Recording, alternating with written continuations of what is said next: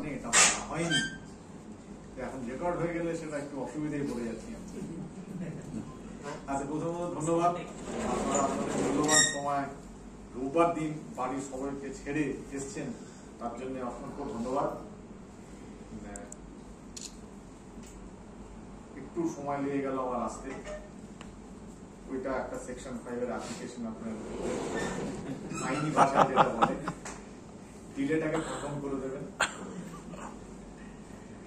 একটা বিশেষ যেটা পার্থক্য আমি দেখতে পাচ্ছি, গত বছর 11ই জুন মনে আমাদের একটা কমপ্লিট হয়েছিল, এখানে যে মানুষের চেহারার উপর একটা প্রশ্ন চিহ্ন এবং একটা আতঙ্কের যেটা সৃষ্টি হয়ে গেছিল সেটা প্রস্ফুটিত হচ্ছে।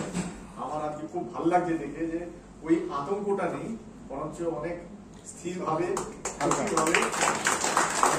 হাসিগুলো আমি উপভোগ করার চেষ্টা করছি।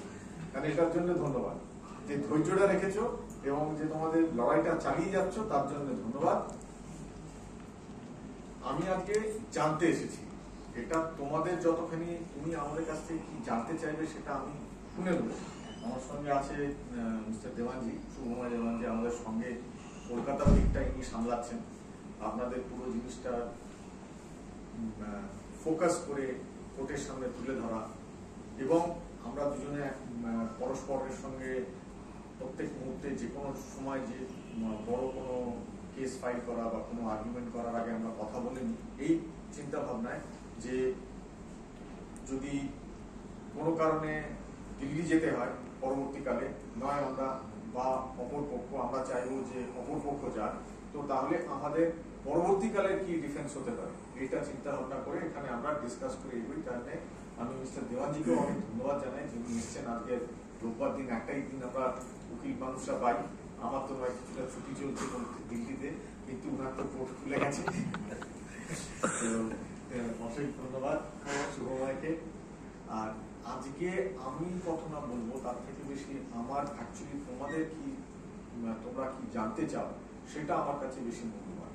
এবং অনেক সময় যেহেতু তোমরা পুরো পশ্চিমবঙ্গে ছড়িয়ে আছো এবং তোমাদের কান সজাগ, তোমরা অনেক কিছু জিনিস শুনতে পাও বা অনেকগুলো জিনিস ভিজুয়াল মিডিয়াতে, ভিডিওর মাধ্যমে, কথোপকথনের মাধ্যমে, লোকাল ডিসকাশনে, তোমাদের টিচার বৃন্দদের মধ্যে ডিসকাশনে অনেক কিছু জিনিস উঠে আসে যেগুলো আমরা কোর্টের 4 দেওয়ালের মধ্যে শুনতে পাই না। আর আমার পক্ষে আরেকটু শোনা কঠিন হয়ে যায়, কারণ আমি 1500 কিলোমিটার দূরে থাকি।